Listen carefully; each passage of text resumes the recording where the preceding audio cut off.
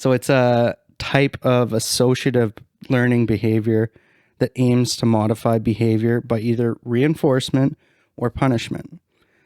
It uses external stimuli, meaning it's not from the person themselves, to predict and change the behavior of someone or something. But it's important to know that it's voluntary behavior. Classical conditioning is not voluntary. Okay, but we're doing operant conditioning. Yes. Yeah. Are we going to be talking about classical conditioning in this episode too, or? Not too much, because that's a whole other thing. Okay, so just creating that differentiation in case anyone out there is kind of familiar with classical conditioning. Yes. They know. Yeah. This is different. To quickly sum up classical conditioning, it's pairing of two behaviors. So you purposely do that's like Pavlov's dogs. Oh, okay, yeah.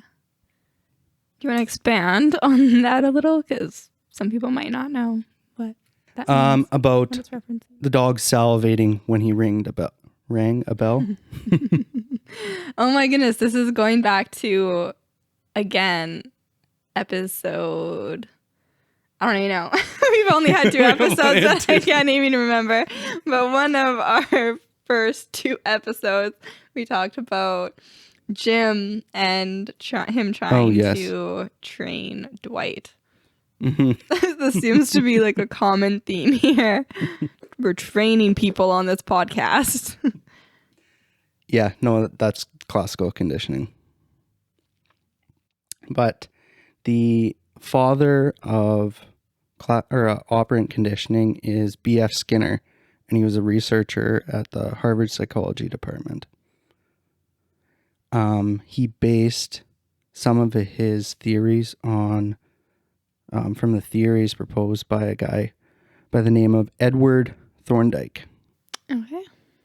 Edward Thorndike created and coined the term the law of effect. And the law of effect is that actions that cause a satisfying effect are more likely to occur, whereas negative ones are less likely. Kind of makes sense, right? Yeah, for sure. I guess it's basically suggesting, if you do this and good things happen, you'll keep doing this. Whereas if you do this and bad things happen, you'll hopefully stop doing that. Yeah. He discovered this because he was putting cats in a puzzle box, and as the cats discovered how to get out in the preceding times, they would get out of the box faster. So they were building those memory pathways and stuff to... Pretty much, yeah, I would say. Well, we've already discussed in a previous episode again that cats are pretty smart. Yes. Well, we questioned if they were, because we didn't know if they could pass the gratification test. Well, I don't think we were questioning whether they were smart, though. We were just questioning whether they cared to wait.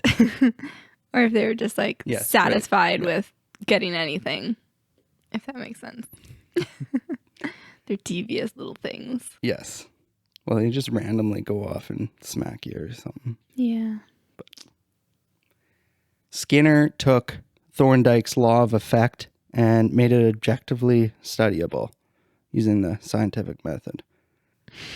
The scientific method. Well, it's a big deal. You can't replicate it. You can't produce it in a proper way.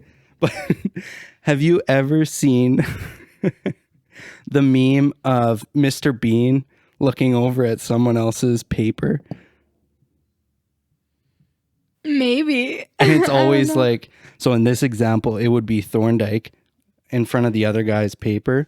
It would have his name, and then it would be Skinner in front of Mr. Bean.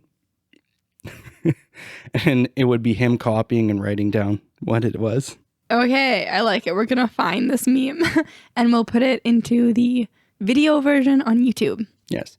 If we don't find it, we will create it. Julie will create it. Also, plug to our YouTube. If you're listening to this as an audio version, check out our YouTube because we have a video version. Nice.